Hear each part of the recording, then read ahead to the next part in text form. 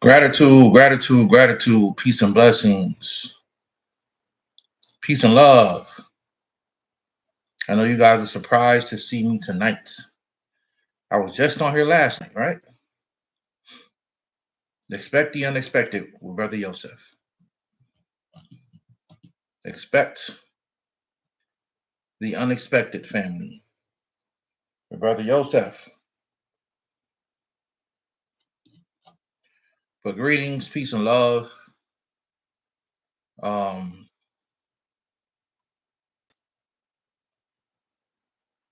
Somebody, Jason Imagination, said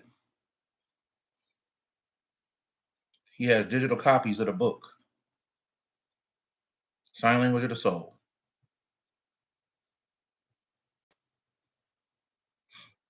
Okay.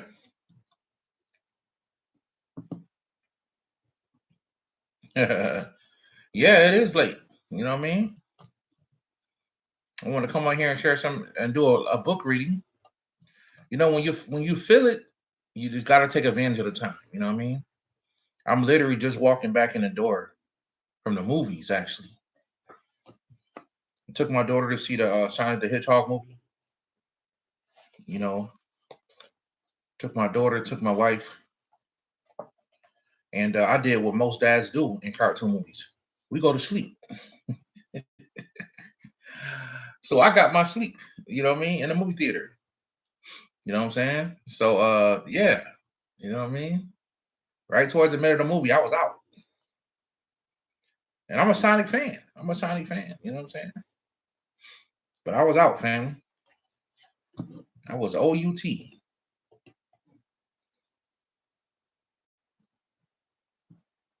You know what I mean? So tonight, guys, I want to do a book reading from I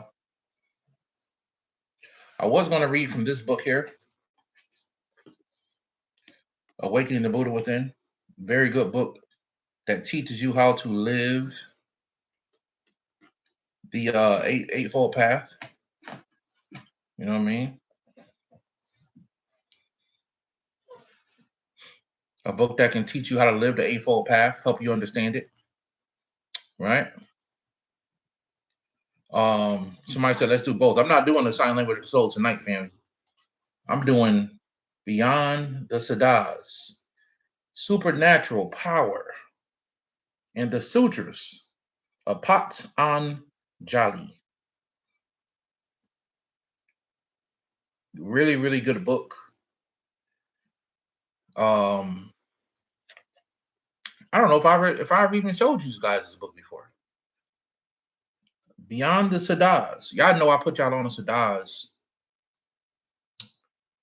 back in last year at the Mystic Mind Conference. We went in on the Siddhas. All right. So if you want looking for a good read, this is a good read, family. What's the whole point of reading these type of things? Because the Buddhas are not the only ones with sutras. In case you guys don't know that, the Siddhas wrote sutras as well. Okay. Yes, the yogis. They wrote sutras. Like I say, this Buddhism thing, right? Because a lot of this stuff is grounded in Buddhism. Even though what they're talking about in this book is more dealing with Tantra. Tantra has their own siddhas, their own sutras, right? But we're going to be dealing more with yoga sutra, yogic sutras, because it's all about realization. Once you come to the realization of something, everything changes. Once I realized how to make myself happy whenever I feel like it, everything changed. Once I realized that I can change my frequency at will and feel a higher vibration when I want to, everything changed. Once I realized that I had to create a door for money to come through, everything changed. Money started coming through the door. It's about realization, life. Remember that, family. Life is about realization. Never forget that. So we read these books not to learn how to do the power. You get the power through what? Realization. That's why you never hear about the Sadahs doing all this deep magic rituals and all this type. You don't ever hear about them doing that. They do yoga and they learn how to levitate, move stuff with their mind, be invisible, communicate telepathically, you name it. They learn that they have these powers because of a realization. Promise you, that's all it really is, right? And this is the mystic path. Of course, you can achieve levitation and telepathy through magic. But remember, I told y'all it's a two paths you can follow: the magical path or the mystical path. So tonight we're talking about the mystical path, which is my favorite path to really get into. When I grew up as a magician, right? When I grew up as a magician, I realized it wasn't about all this rituals and magic. As soon as somebody go through something, they say, "Hey, man, give me a good ritual." You know what I'm saying? What do you need ritual for?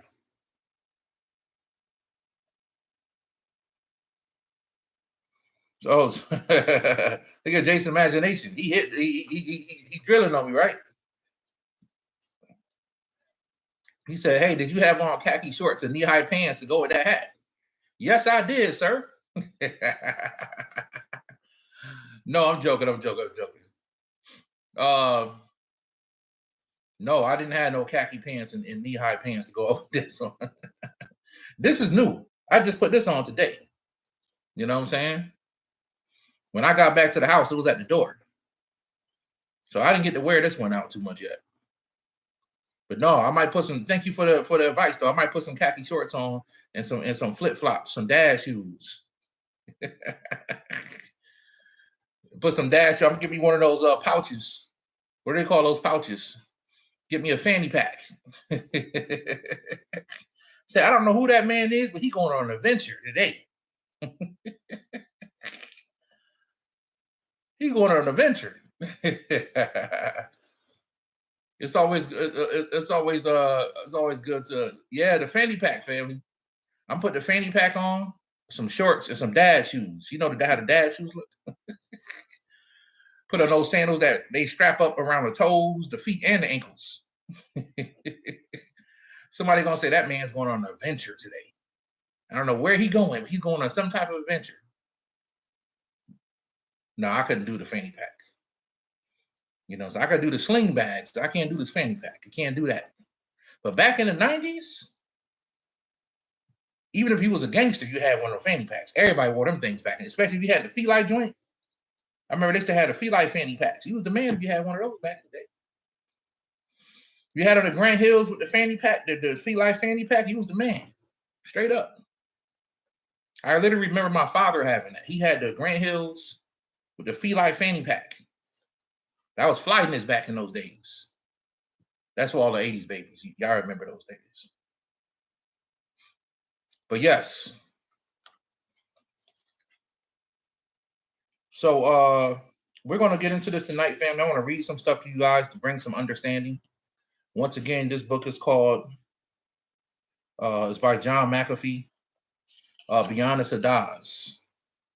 Okay? Beyond the Sadahs. I'm going to read this to you to bring some understanding. And listen to the chapters they got in this book. The first chapter, mastery. The next one, attainments. The next one, mastery of time. The next one, the knowledge of the mind. The knowledge of death. Supersensory perception. Projection of consciousness. Invisibility. Omnipotence. Omnipotence. Excuse me.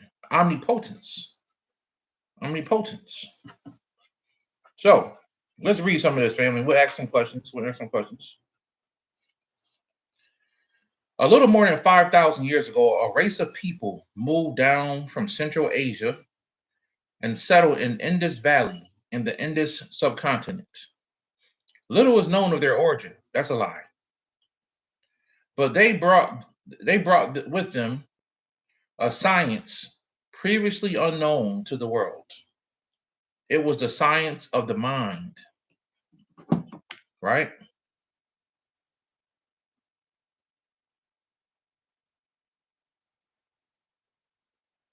I'll give you a second.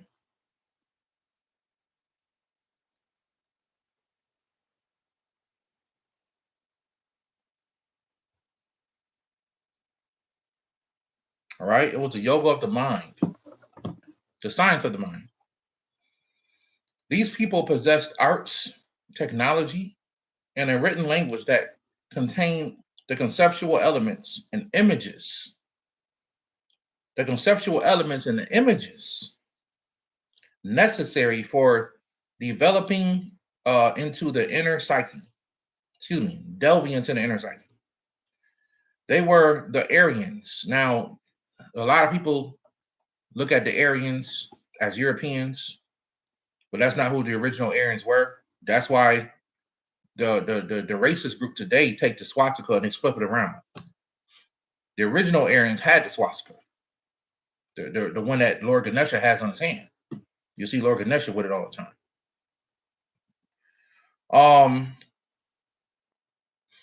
And their language was Sanskrit.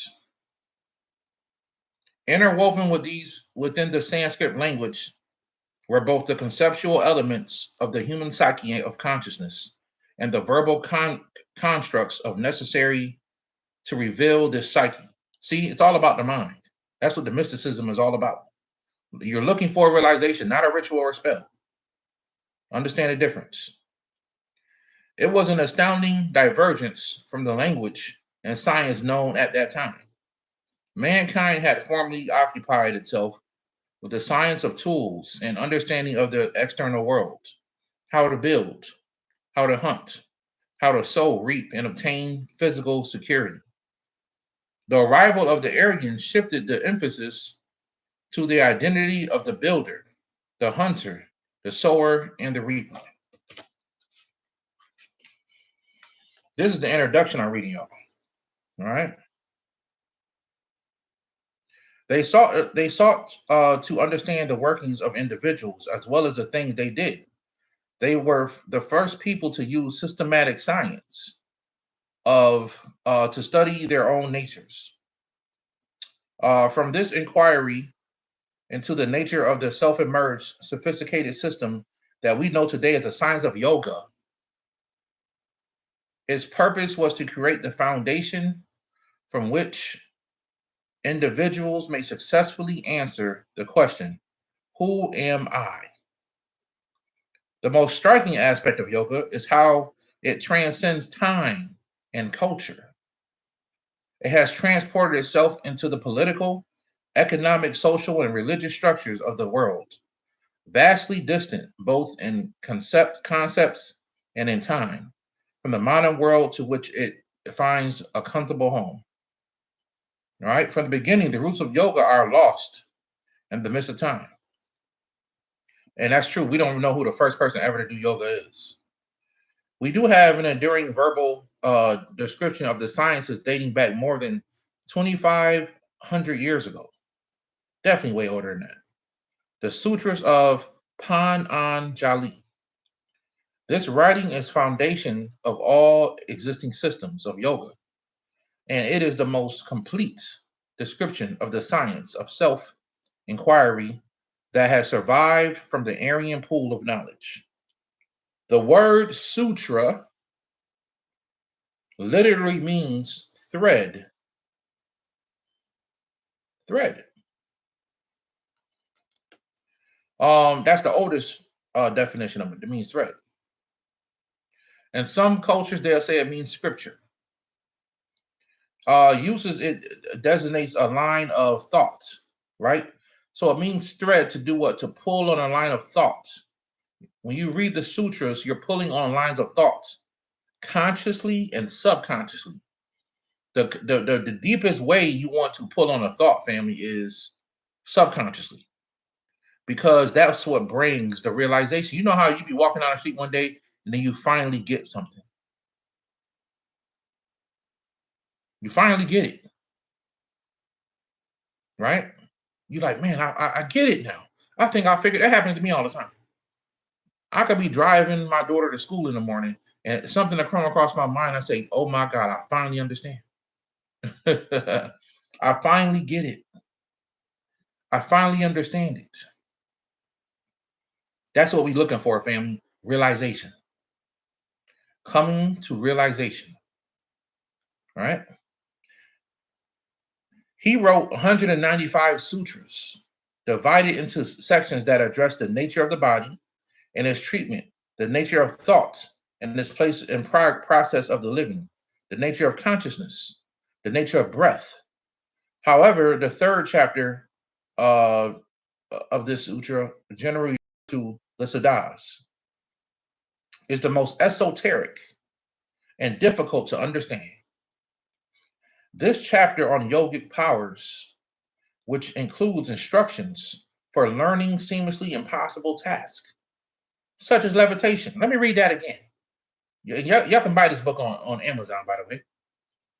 All the books that relate to him. This chapter on yogic power, which includes instructions for learning seamlessly impossible tasks, such as levitation, invisibility, and the power to walk on water, has been used and misused through the centuries by occult practitioners. You know, I'm thinking YouTube might need this. YouTube might need a book, a good reading. Right? Religious organizations and meditation groups, and anyone seeking magical or supernormal powers. Virtually all magical rituals, ceremonies, and practices in the modern world through immediate past meters have their roots in the power of sutras. That is so true. Let me read that one more time. Virtually all magic and rituals and ceremonies and practices in the modern world through intermediate past meters have their roots in the power of sutras. So when we talk about sutra, we were talking about a way of thinking, right? So somebody figured out how to think a certain way and unlock something in their consciousness, which did what? Which brought about change. Which brought about change, family. All right. The notions of divination and astral projection, clairvoyance, ESP, telepathy, conjuring, materialization, and channeling were the first written about in the sutras, as were the components of the aura, spirit guides, inner planes, non physical planes. Little of the modern, y'all see where all the magic really stems from? Little of the modern world of mysticism does not trace its source back to the Siddhas. I do. That's why I'm reading it to y'all. Giving y'all the game. You know what I'm saying? A lot of people be wasting time being historians. So what if we know the Egyptian built the pyramids? How do we get the power? How do we know? How do we do what the Egyptians did? Right? You can't. The Egyptians didn't leave sutras. That's why I don't understand why so-called black folk, they don't want to read nothing outside of black power stuff. You got to open your mind up to the idea that we was everywhere, first of all. And then second of all, knowledge is spread all over the world. You gotta read every culture. You got to read the Indian culture. You got to read the Native American culture. You got to read the African culture, which there's a lot of hidden secrets on that. I haven't even revealed that yet. People don't even know when it comes to Africa. People usually stick with Egypt, but it's a lot of stuff outside of that. Even Japanese culture, Chinese culture, all that. I just showed you guys in the last live stream a few weeks ago, of the black guy that came out of Africa, and he brought Shaolin martial arts. You know what I'm saying? This guy brought Shaolin martial arts. Okay? Shaolin martial arts and Buddhism to Asia. All right? The yogic powers described in the sutras obviously neglect scorn and disbelief from objective. You know why people don't believe in stuff like that? Because they can't figure it out. So they say it don't work. The scientific minded persons, and just as obviously the intents to entice those who seek something beyond the unsatisfying sphere of their own tiny realities. Yogic scholars, teachers, gurus, and practitioners have endlessly debated the meaning of the intent of the sutra, of the siddhas. And the strong disagreement continues. But it's crazy because we know these people really existed. What Patanjali truly intended is obscured by the cryptic style of his writing and by the inherent complexities of translating an ancient language. Those whose words and structures are based on concepts that have no ready parallel in the modern world.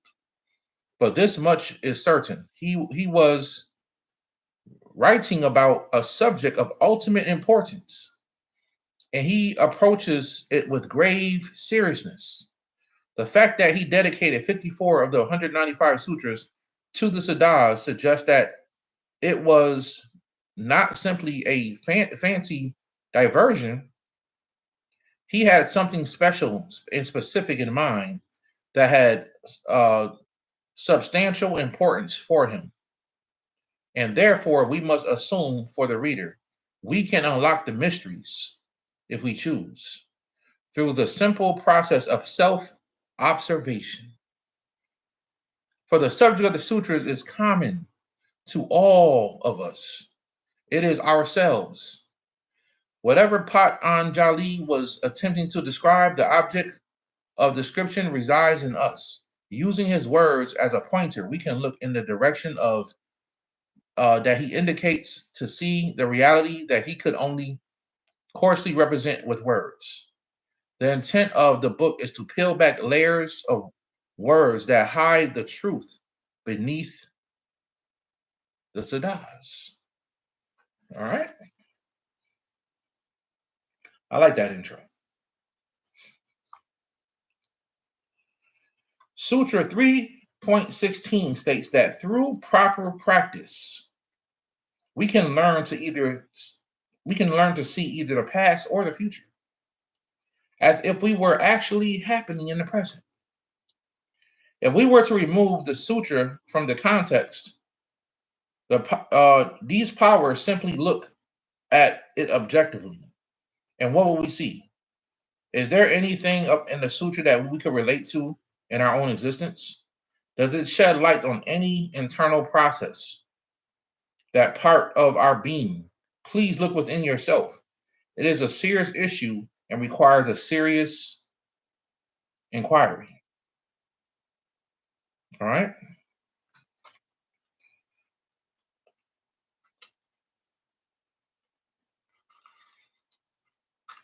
Let me see real quick.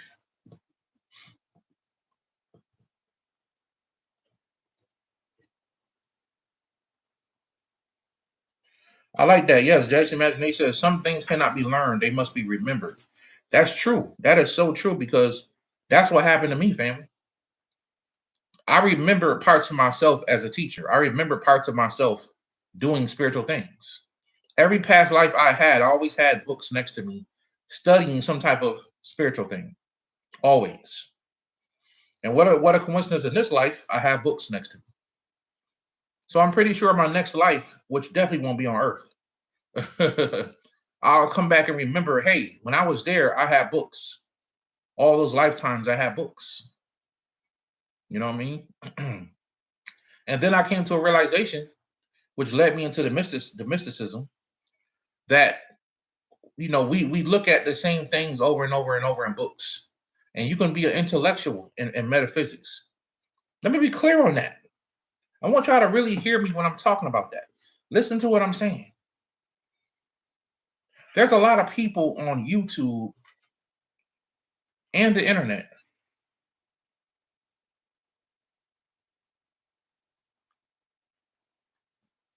don't this look like the guy that FBI went after?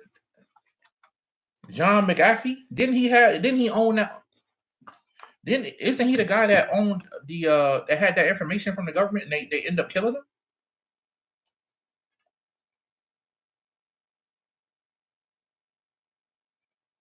He kind of looks like the guy. I never noticed this picture on the back of it. He ended up dying. And he was into some type of spirituality as well. But he ended up dying, family. He ended up dying. Like,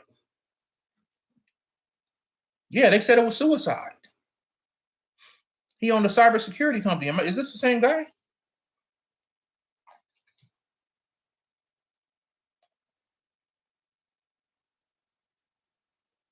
I'm gonna have to research that. Somebody said, yep, he created the virus protection for computers. Wow. I did not know this guy. And they say this dude was super spiritual. Super spiritual, man. I remember hearing about him. That's the only reason why I remember him, because people say he was really into spirituality. Yeah, wow. I don't want to get thrown off topic, but that was very interesting. I just happened to look at the book like, this guy looked familiar. You know what I'm saying? So I want to be very clear about spiritual intellectuals. These are the people who, because they're all over YouTube. They're all over YouTube. They're all over YouTube. They're all over TikTok, Instagram. You know, these are people who never give you any real thing to work towards spiritually. And y'all know who these people are. I don't gotta say no names, right? They never give you nothing spiritual to really work towards, but they can talk about a book, right? They can talk about a book and tell you information in the history. They can tell you all about the history of the Sadahs, but can't give you anything practical to try or use that's going to actually help you work. And you know why those people can't do that? Because they haven't realized within themselves. They're actually spooked out and scared of this stuff. They're spooked out and scared of this stuff right here. So what they do, family, they're very intellectual. And they can fool the average person and say, hey, I know what I'm talking about because I can break down this book. Right? But they're not really that spiritual. I'll give them a certain level of spirituality, but they're not giving you anything that really change. They can only help you change here. They can help you get deeper into the run and read books. I'm growing up now. I could talk the truth. You know what I'm saying? So I give respect to a lot of spiritual intellectuals who changed my life. Right? I'm just gonna keep it real with y'all. Bobby Hemmett was a spiritual intellectual. Bobby Hemmett, from what I understand now, he never gave me anything to really change me spiritually. What he did do is help me get past the fear of being spiritual and the fear of being afraid to read certain spiritual books. So for that, he's a teacher to me. My teacher, Imam, was a spiritual intellectual. You see what I'm saying? Master Mitchell Gibson is a spiritual teacher. He's a real spiritual person. You guys understand that? Like, he's a real spiritual person. When it comes to my teacher, Imam, when it comes to Bobby Hemmett, these are spiritual intellectuals. That's why Bobby used to have 1 million books in his head. He can just, oh yeah, go get a book on that and get a book on that. That's just my opinion. People may disagree. That's just my opinion. You know what I'm saying? That's my opinion, family. And that's only because I'm more grown up now in my mind. I understand things. So please don't take that as a shot towards Brother Bobby. I would never. But I think as adults, we can keep it real. You know what I'm saying? On what I think. Somebody asked me about brother Billy Carson. I told y'all, Billy Carson, I don't think he's spiritual, but I think he's a historian. You know what I'm saying? I'm not going to talk about his spirituality, but I think that he's a historian. You know what I'm saying? He studies history, apparently. So I'm just telling y'all, it's people out here, that can tell you all about these books, but giving you spiritual application is different. That's what I've been doing from day one, y'all. I've been giving y'all spiritual application. And I want you guys to understand that. Okay? Speaking on mental formations, how important is it to keep your head covered in public? I would say that's from it depends. Some people do that from a religious perspective. You don't have to keep your head covered if you're protected. But a head covering, especially a white head covering, is a good way to protect yourself spiritually. A white head covering is a good way to protect yourself, because a lot of spirits, when they enter, the first place they go for is the back of your head or the top of your head, right? So if you want to protect your aura, a lot of times you can put on a white head wrap that actually will, or a white hat, or some type of thing like that, and that will actually is a sign of protection. So covering your head from that perspective. Besides that, is just a religion. You know what I'm saying? Somebody said braids protect the hair. Braids don't just braids protect the hair, but braids also are like antennas. You know what I mean? Braids are like antennas as well. Same thing with dreadlocks. They're like antennas in the hair. You know what I mean? So yeah, you know what I mean? So I want you guys to understand the difference between spiritual intellectuals and spiritual people. I want you guys to become a spiritual people who practice and don't just read the book, but you try to come to a self-realization. You know what I mean? What's your favorite book for realization, Buddhism themed or non? Oh man, man, that's hard because there's so many books that brought me to realizations. Some books weren't even Buddhism, and they brought me to realization. Like I just told you guys, the book that helped me realize that I could change my energy at will and be happy when I want to. That was Spiritual Growth by Sanaya Roman. It helped me realize, oh, I don't have to pray and wait on Jesus to make me happy. I literally thought that's what I had to do. Lord Jesus, if it's your will, make me happy, make me feel better. And it never worked. So when I realized I can switch on and off when I feel like it, it changed my whole life. That was a realization. Happiness was a choice at that point. I didn't think I had a choice. I had to wait on the Lord. That's what I thought. Right? That's what I thought, family. I had to wait on the Lord.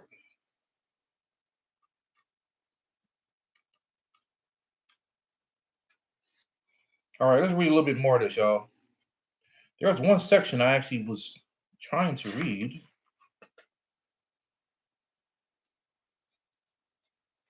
Okay. I think this is it. Sutra 3.38 explains how we can attain the power to transfer consciousness into the body of another person. This is one of the sutras. Another sutra I told y'all about in the Buddha Force lecture, if you want to learn how to levitate, not so much fly, but levitation is the Cloud Sutra. If you can realize something in the Cloud Sutra, subconsciously or consciously, you can levitate. It's called the Cloud Sutra. Very hard sutra to find, not easy to find. Not easy to find. I recently heard about a library to go get a lot of ancient scripts on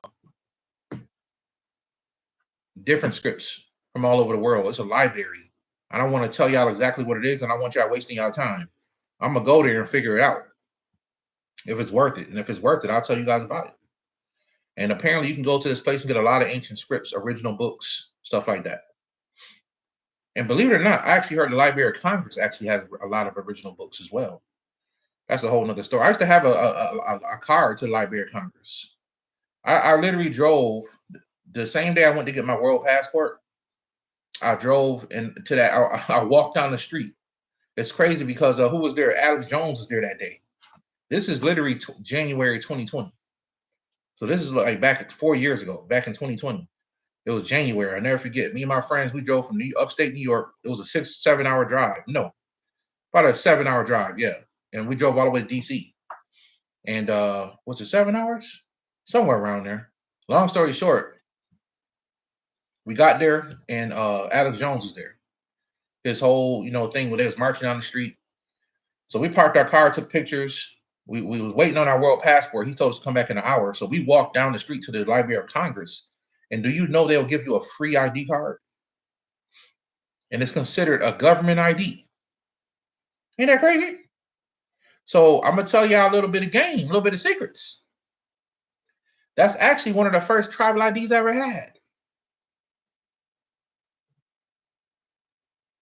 Just to give y'all a little bit of game. It's actually one of the first tribal IDs. Why? Because I was able to have an ID card from the government that I had my tribal name on.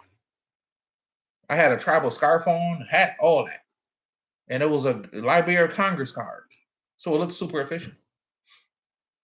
It looked super official. So yeah, that's some game for y'all. If you're in DC, you can actually go to Library of Congress and you can go read the books there. From what I understand, you can even rent them out. but you got to bring them back. You can't have them. This sutra is one of the most subtle, requiring great sensitivity of mind in order to perceive its intent. Before we can delve into it, we must understand the nature of the substance of the consciousness. What is the individual consciousness that we might wish to transfer the body to another? Clearly, it implies the consciousness of the yogi. So the consciousness, and this is true, people can do this. So the consciousness he refers to must be an individual, localized, possessed of ourselves.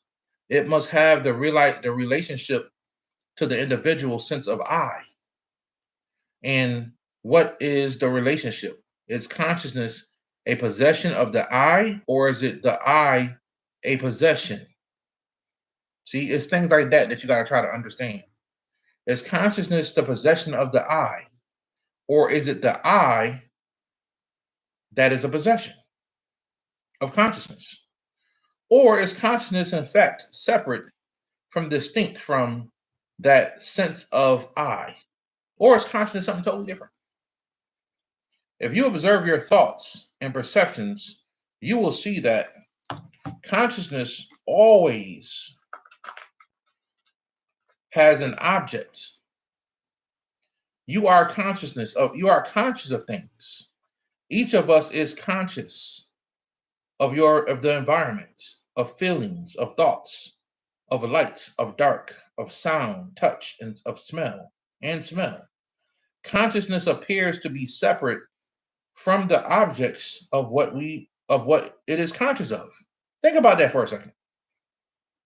You're conscious of something that has a consciousness, but you're not conscious, but you have your own conscious, right? That's this level of communication right there. So this water bottle, I'm conscious of it being here holding my hand, but it's not me. That's a secret, right? It's not me to a certain aspect of my consciousness. To a broader aspect of my consciousness, this is me. There's no separation between my consciousness and this consciousness. And that book goes deeper into that to help you understand that. But it starts out letting you know, hey, consciously, I'm separate from this bottle. But as you get deeper into the knowledge, you understand I'm not separate from that bottle. That bottle is like my hand. And just like I can move my hand, I'll say that another time. I was going to say, just like I can move my hand, I can move the bottle. That's a whole nother level of understanding. And I just told y'all the truth right there. You can move the bottle just as much as you move your hand if you understand or come to the realization that you are the bottle. It's a part of you. So one level of communicational contact is you're realizing that it's a bottle over there. That's a very low level of consciousness. Another higher level of consciousness is to realize you are the bottle. That takes realization. Realization. That is a way to perform animism, exactly. Which is probably the oldest form of science there is. And if you want to talk about animism, you're talking about the Siddhas, right? Because if I understand animism, I understand that that I could make this thing animated. It's already animated, but I could make it more animated if I understand animism.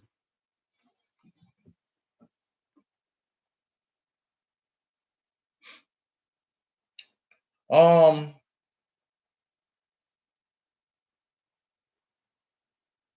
me see here. Consciousness. Let me see. Boom, boom, boom. Consciousness appears to be separate from the objects of which it is conscious, a distinct entity or capacity of the self. But it is separate from the I. The I perceives and thinks and chooses and wills and desires. With quiet, sensitive self-observation, you will find that consciousness is the sense of the I. I am the bottle. And I'm also Brother Yosef. And they cannot be separated. So the question is, before we start reading deeper, what's separating it? If my consciousness already understands that it's the bottle and it's me, what's separating? Individual ego. That ego is the devil, boy. I tell you, the ego is the great separator. It's the devil. It creates illusions, right? It individualizes everything to you. You're not part of the universe. You're not part of the world around you. You are by yourself. So my whole thing is like, you gotta understand, family. This is why I don't like it when people like this whole FBA thing, because you're individualizing with ego and separating people. I'm not down when people separate. We had enough of that over the years. By separating, we never got nowhere. By separating, we never got nowhere. Let's try coming together, all races, all cultures. But you know what thing they use to individualize us? Religion. They use religion to make us to individualize each of us. Religion. That's what messes us up, family. Religion.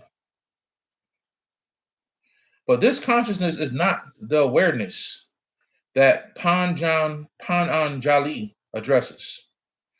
He's right, because we call that pure awareness. Pure awareness is the true self. Awareness has no object and no separation entity that is aware. That's aware of. Awareness comes into being when the sense of I is as a separate entity ceases. Right? With the cessation of the individual consciousness and awareness that has no center, no point that is aware of any other point becomes possible. Such awareness is the total, not the individual. It's the totality, not the individual. Individual consciousness is separate and decisive. The thought, I am conscious of something, automatically separates you. The thought that I am conscious, when you go around saying I'm a conscious person, you just separated yourself. The world dividing the world into the I and the objects of the world of which the I is conscious. Based on the device's process of thinking, consciousness is always accompanied by thoughts. In fact, consciousness cannot be separated from thoughts. They are one. The I consciousness and the thoughts are a unitary entity. Thought is divided itself into the thinker and the thought, the chooser. Right? Thought has divided itself into the thinker and the thought itself, the chooser. So what is going now is what is going to that the world teaches you, you're separate from your thoughts. The thinker, the actor, the chooser, the consciousness, the I. This consciousness cannot be separated from thought because it has been created by thought. So what we think about, what is really saying, family, is what you think about a lot shows you your consciousness. If you go to bed fearful at night, it shows you the level of consciousness, right? That's why I'm not big on doing a lot of lectures and classes on stuff about the world ending and how bad it's going to get.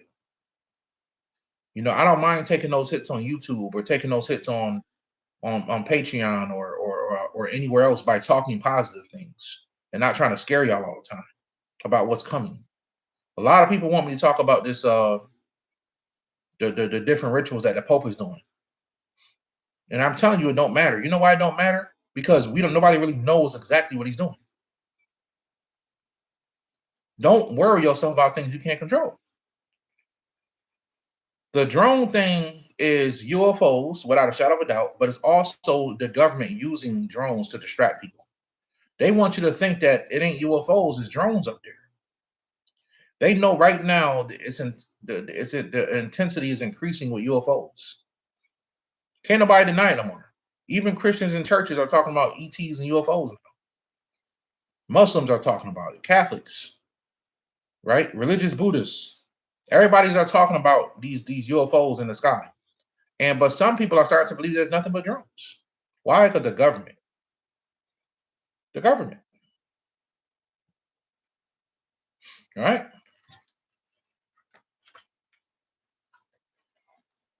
Isn't separation necessary? It shows you what you are and what you're not.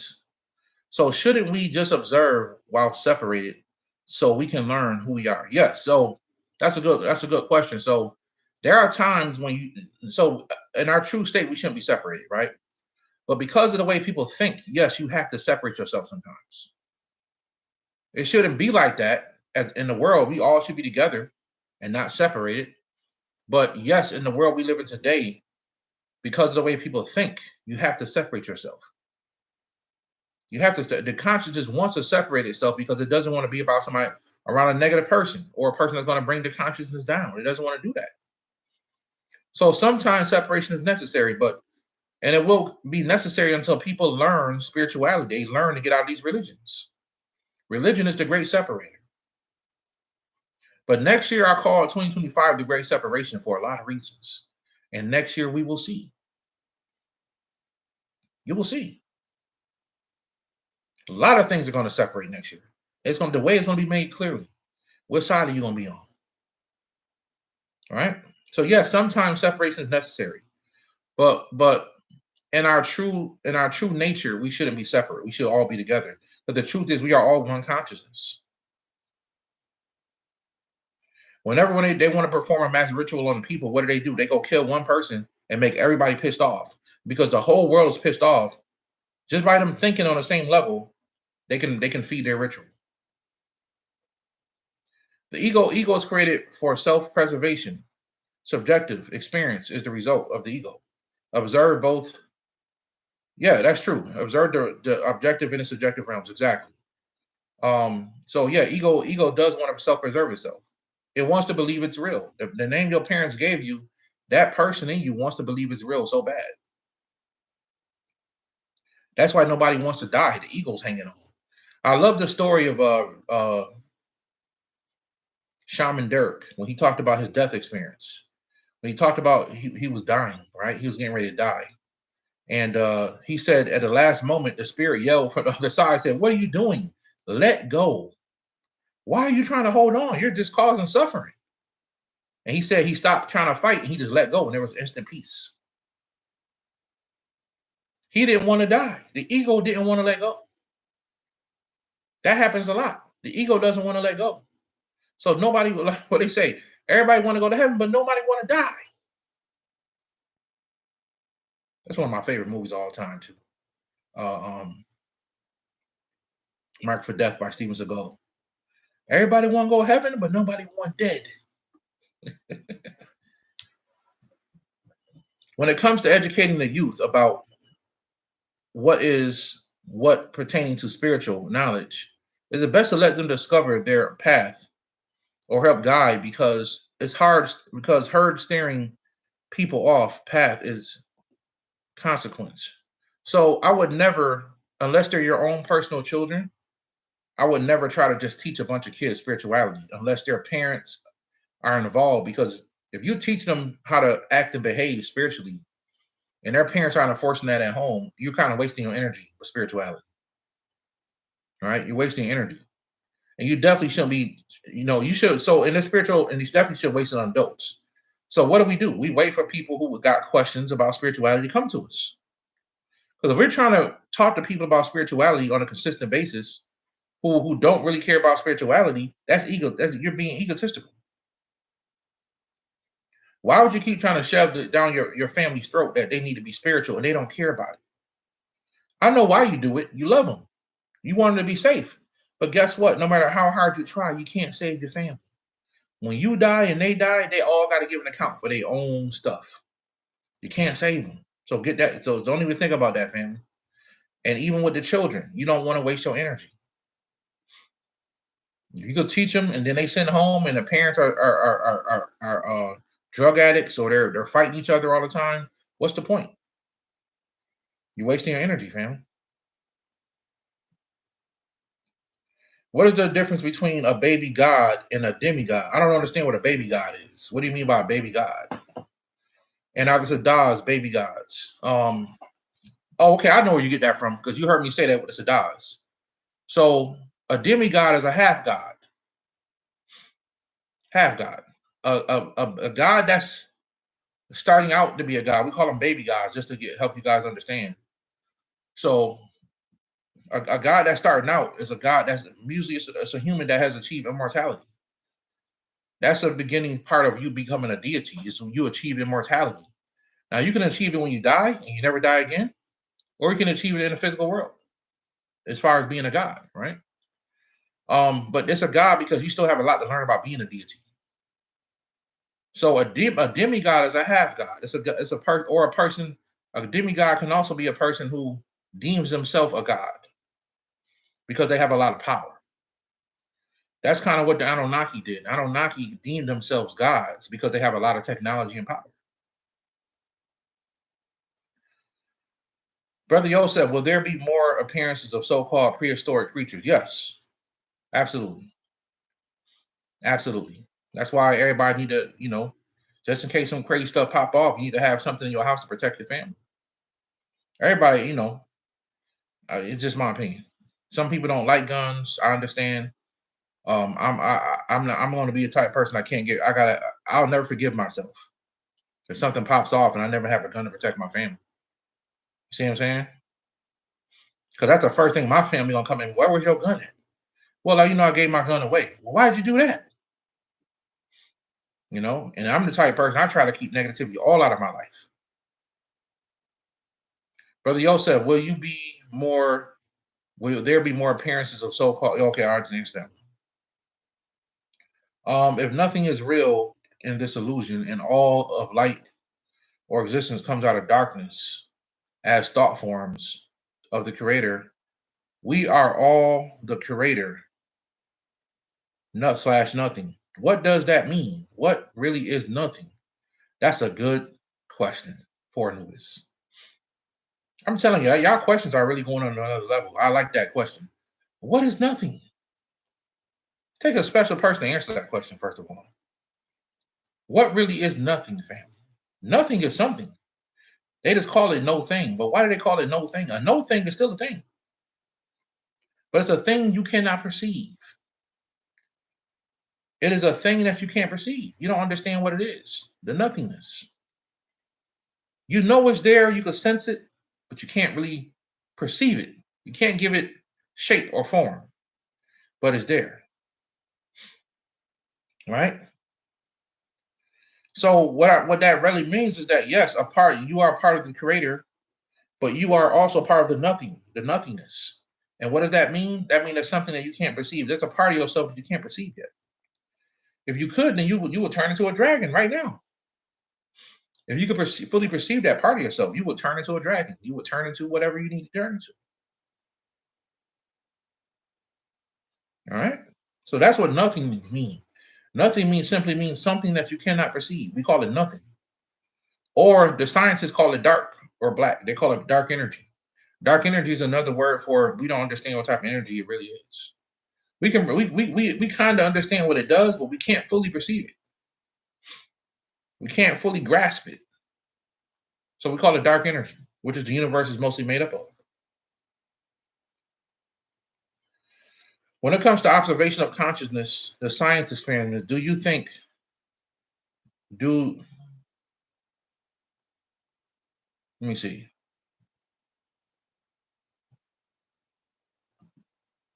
What in the world just happened?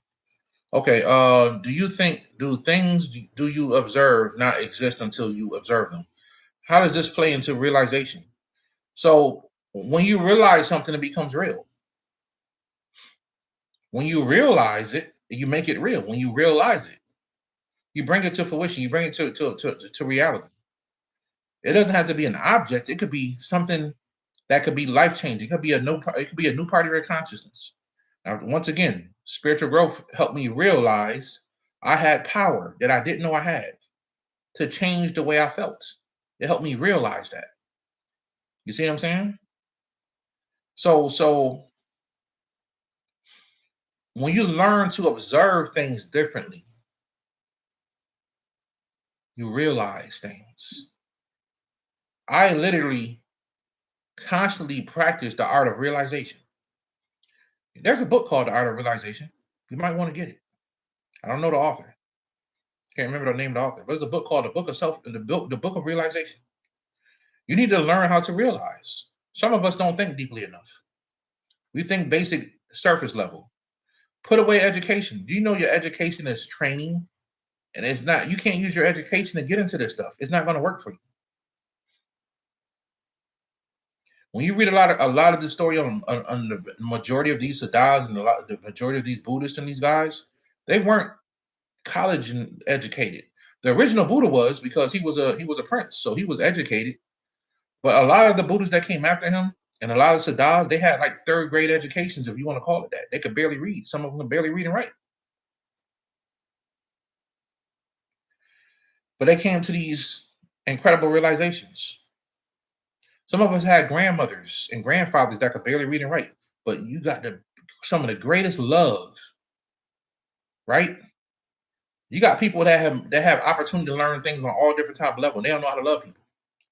But the people, we have grandparents who was struggling all their life. A lot of them couldn't read and write, and then you got some of the best love from your grandparents. Some of us. I know I got some of the best love from my grandmother, my father's mother, to be specific. My mother's mother is still alive, but I don't really deal with my mother's mother. There's no real reason. I never had a relationship with her growing up as a child. Her and my mother never had a relationship. So my mother and her mother never had a deep relationship because my mother was put out the house at 13 years old. She fell in love with my father at 13. By the time my mom was 15, she had me. So she could never come back home. So my grandmother, my father's mother, raised my mother. Literally, from a 15-year-old girl, my father's mother raised her and then raised me. So I remember my grandmother struggling. I didn't know she was poor though, as a kid. I didn't know we was poor. So I got some of the greatest love from that lady. I remember her rocking me to sleep. All the way up till I was like 10, 11 years old. I jumped in my grandma's lap and she rocked me to sleep. 10, 11 years old. She sang them old Negro spiritual grandma songs. Be humming. All that. You be knocked out in grandma arms. You know what I mean? Beautiful place. And my grandmother could barely read and write. So it's a realization. My grandfather used to walk in blizzards. My mother told me he used to walk in blizzards to go get diapers from. Love, man. You're talking about some real solid love from people who, then you got people today who don't know how to love people right. They got all kind of problems and it's like, life should be easier today. Right? So just something to think about, something to realize. What changed, family? I feel myself separating right now. I can't resist where my higher self wants me taken. Don't resist it, family. Let it go. You'll be a lot happier. If you fight it, you will get anxiety. Trust me.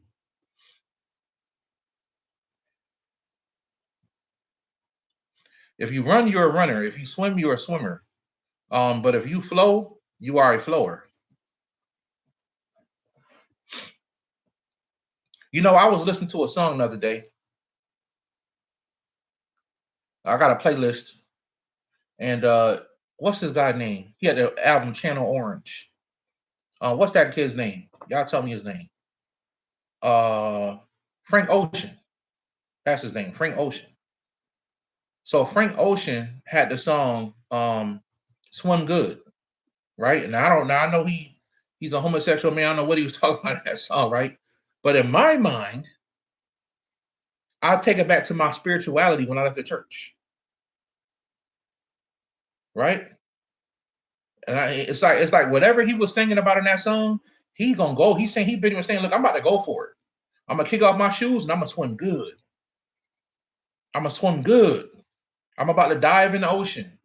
I'm about to run from something that's bigger than me. Kick off my shoes and swim good. And swim good. I'm gonna let the currents take me wherever they take me. Ain't that crazy? That's a beautiful song, man. That's on my playlist, man. I don't know who he was singing to, but for me, you know what I'm saying? That takes me back to my spirituality.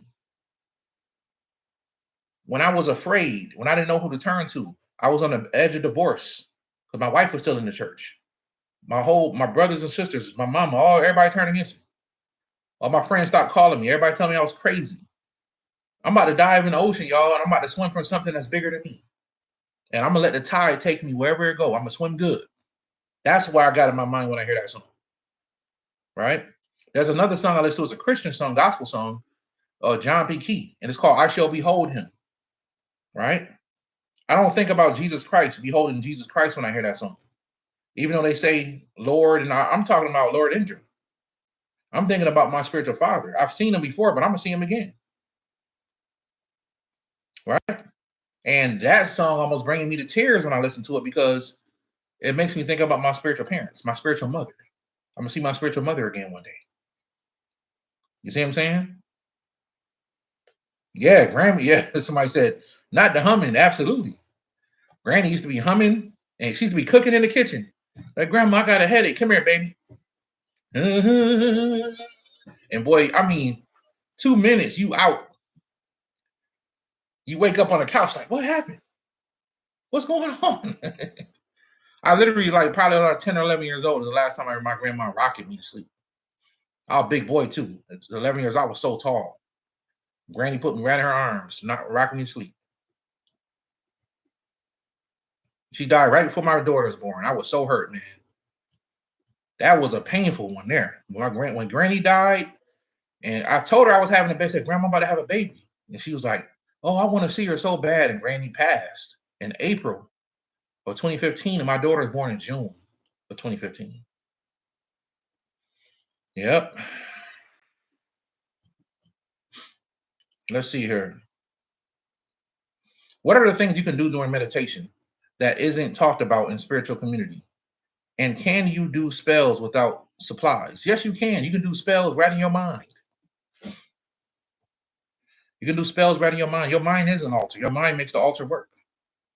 The 5 elements exist inside of your body. That's why I'm going to come back and talk about these internal formulas. We're going to talk about internal formulas some more, so you guys can understand on a deeper level, manifesting through internal formulas. I'm actually thinking about doing a YouTube video on internal formulas, right, for transformation. So one thing I do when I meditate is you can do 2 things: find your heartbeat or listen to your breath. Listen to your breath. Some people will tell you to focus on one thing and stuff. Meditation has started working for me intensely when I started listening to my own breath. When I focus, when I have something to focus on, the mind has something to focus on, like your breath. And this is so important, right? Sometimes I hear people calling me about all kinds of things that happen during meditation. Some people start to vibrate. Some people literally start rocking back and forth because you're feeling the pulse. You're feeling the pulse, right? One guy told me he feel like he's spinning, right? Whatever it is, go with it. Swim good. Swim in that ocean. Don't be afraid. You can't be afraid when you get better at meditation because it will get spooky. You will start to see stuff. You'll start to hear stuff. Swim good, family. Let it take you where it's taking you. In quantum theory, energy exists in particle and wave form. When energy content isn't being observed, it is a wave form. Yes, feminine state. And when it's observed, it is a particle, masculine state. Powerful, family. But now in quantum, we talked about this in the quantum body lecture. In a quantum, which will be up soon, by the way. Did it download? I'm actually trying to download it. It was a super long file. Let's see.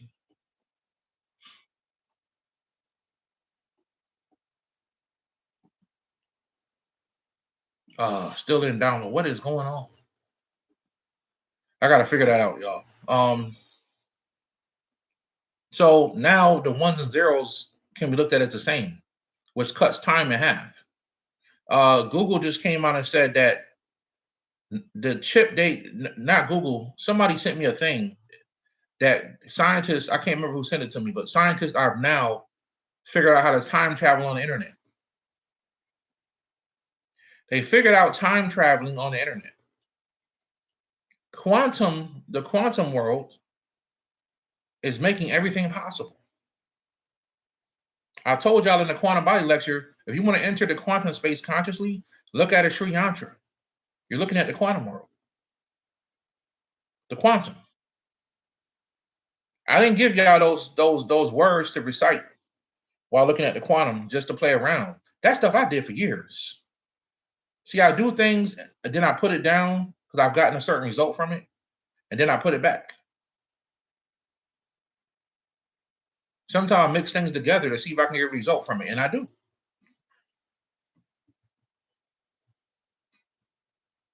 But that's really good, Drew, what you said.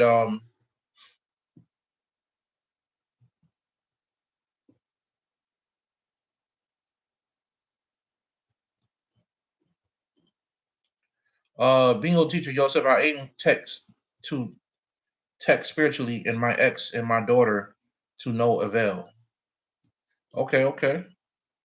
I'm about to get ready and get off here too, y'all. Um, why is Lord Ganesha sometimes depicted in multiple heads, like Lord Brahma?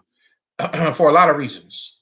But the true reason is when they're in another dimension, you can't see. This is the number one thing you gotta understand. When you're in the fourth dimension, and y'all experience this in your dream, you can actually see yourself walking down the street and you can see yourself outside the body. When you think about what you did yesterday and you look at what you did yesterday, you're always observing it outside your body. When you get to the fifth dimension, you're going to be able to observe things on a multiple scale. So what I'm saying is the different heads represent the different levels of realization, the different ways that this entity can look at things from, the multiple heads. It also is a sign of power. So when you see multiple arms, these are beings that are on different dimensions. It's one of the first lectures I ever did on Patreon. I showed y'all that. I think I had a hand, and I showed how the hand look in the fourth dimension and the hand look in the fifth dimension. And those multiple hands. So if a third dimensional person saw a fifth dimensional person, they would have more than one head. That's how you're going to observe it, because you can't observe it from a fifth dimensional perspective. You don't know how to. That's why in the fifth dimension, you're just light. Because that light can be whatever it wants to be. It can transmute itself. Light can be changed and structured and transformed. So you're just light in the fifth dimension. You're a being of light. And you can turn your body into whatever you want to turn it into.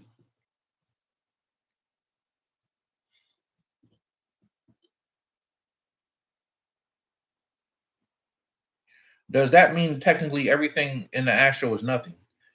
Some things in the astral are nothing because no thing is something that you can't perceive. So some things in the astral plane you can't perceive. Yes, there are some things in the astral plane that's undescribable.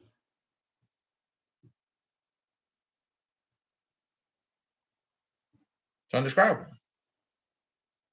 The never-ending story, the nothing. Yes, there you go. Jason Imagination, you hitting it on the head tonight, brother. Yes, the never-ending story, the nothingness that was trying to destroy their world. The question is, when you look at that movie, why? Was this nothing? Something that nobody could stop because they didn't understand it. But they found out that the person in it had to give somebody a new name. Just by changing the perspective of the story, the nothingness stopped. Everything reversed.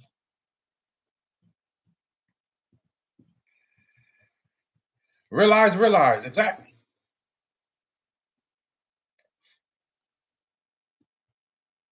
I was told that what I really look like in the higher worlds, I wouldn't even believe it. I wouldn't even believe it. I put up a picture years ago. I'm gonna say this and I'm gonna go. Put up a picture years ago of my higher self standing on the roof. And if you zoom in on that picture, you can see I had an elongated head. My head was really long, like an ET. Right? I just sent that picture to my cousin too. Let's see if I can get it real quick. So even my fifth dimensional self, family, looks totally out of this world. Totally different, family, than what people think.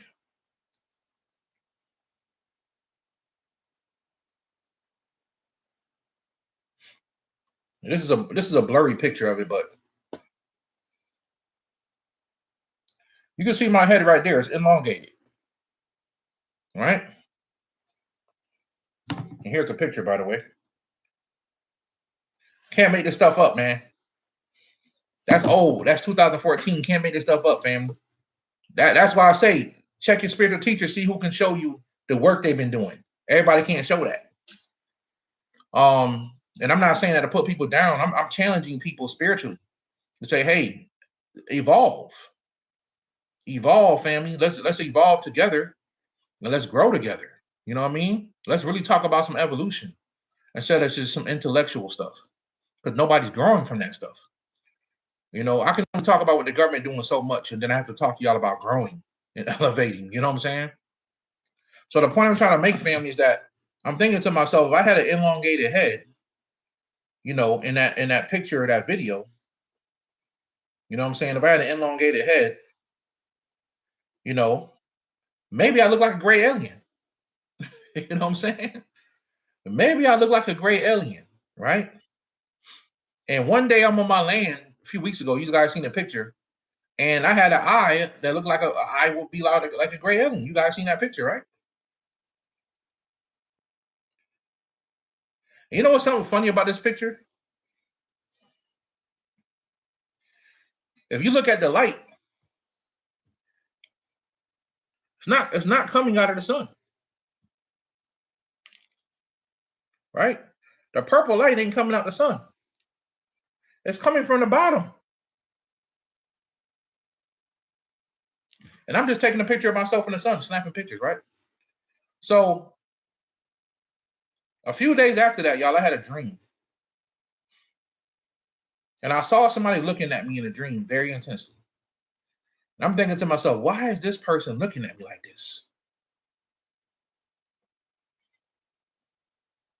And this is exactly what the NT looked like.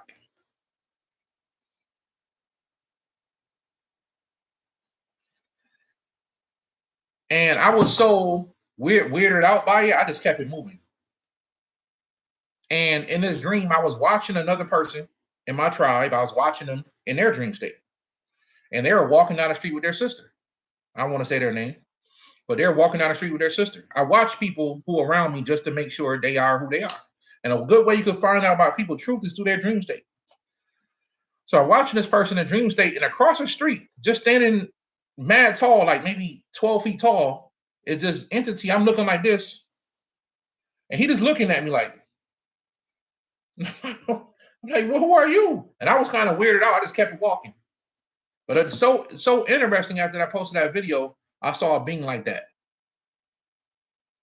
a couple days later in my dreams. So listen, I'm about to get off here, y'all. I want to encourage everybody to grow. Pick this book up. You will not be disappointed. If you like books like me today, the only books I like to read is books that talk about mysticism. I read all the ritualistic books, magic books. Now my books I buy is more about mysticism, and this is a really good book that brings you to an understanding of thinking. Any book that could bring my thinking to a certain level, I like to read. So this is a good book, family. Beyond the Siddhas, Supernatural Powers, and the Sutras of Patanjali. Right? And you can see the entity inside of a orb. Welcome, when's they finding orbs on the planet right now? Finding entities, people inside of orbs on planets. And you got this entity inside of an orb, right? Inside of an orb, very interesting. It's a lot of symbolism. But I'll talk about that too in the Mystic Mind Conference. But you know, with that being said, family, I want you guys to continue to focus on your growth. I gave you guys tons of things you can apply. Right? Start with meditation. After you start meditating, start reading about the Siddhas if you want to go to mystical path. If you're like me and you want to know it all, then go get some ritual magic, learn some magic. And as you learn your magic, learn some mysticism.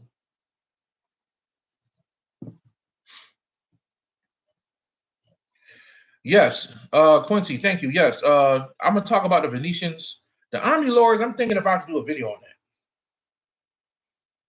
Is it worth it? You know what I mean? Let's talk about the Venetians, though. Let's do a video on that. The Omni Lords, I don't know. Because I'm trying to think, is it even worth talking about the Omni Lords? Because they're just gods that control other gods. They're over many universes. It's kind of not hard to find those type of gods. When I say Omni Lord, nobody knows what I'm talking about. When you think of who the Omni Lords are, if I'm telling you guys, these are gods that rule over multiple universes. So Brahma would be a Omni Lord, Lord Ganesha, right? The god Ra. He rules over many worlds. If you really want to know who Omni Lords are, you can go look at Master Gibson got a class called the Gods of the Greater Light. All those beings are Omni Lords. And he's not talking about all of them. Those are just some of them he's talking about. He even talked about some gods that nobody knows exist. That was fire. Some gods that nobody even heard of tonight.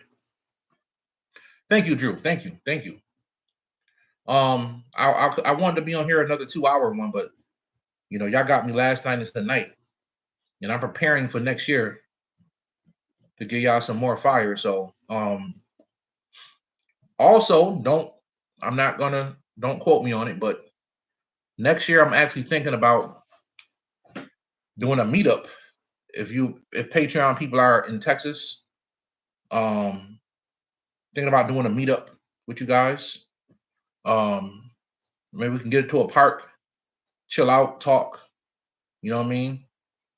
Thinking about it, fam. You know what I'm saying? I don't know everybody on my Patreon, so I'm gonna have to bring my own security. But at the end of the day, I am thinking about doing a meetup because people keep asking me about that. Or if I don't do the meetup, I'm gonna definitely do another in-person lecture, and I'll let you guys know like months in advance this time. All right, I'll let you guys know months in advance. We'll see, but I'm excited for 2025. If Trump stay alive and he makes it to the inauguration, it's gonna be an incredible time to be alive, family. Yes, it's always come with bumps in the road, ups and downs. You're gonna have bad with the good, family. But I'm telling you, this will be way better than having an old girl in there. You didn't want Kylie Ma in office. You didn't want her in office, trust me. You know, so we're gonna see, family. Listen, I love you guys. Thank you guys for being on here. Thank you guys for listening to the reading. And I didn't get a chance to even read a lot, you know. So we'll do some more in-depth reading very soon. Thank you guys for listening, and I will talk to you guys in the next video. All right. Peace and love, and enjoy your weekend, family. Peace and love. Peace.